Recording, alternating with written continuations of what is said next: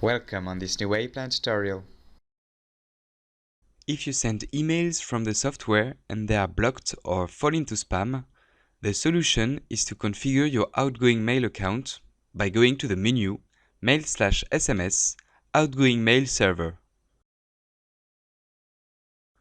For each email address used, it's necessary to add the SMTP server. Fill in the following fields, which are your email address, the password of this address, the host, port, and encryption correspond to the settings of your mailbox. If necessary, you can find this information from the server settings of your mailbox.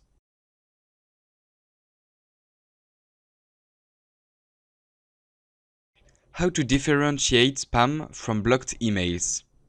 In the case of a spam, the customer received the email, but it arrives in the spam box. He can unblock access directly from his mailbox. From a blocked email, you will receive this following message: the email account that you tried to reach does not exist. In this case, there is an error on the email address.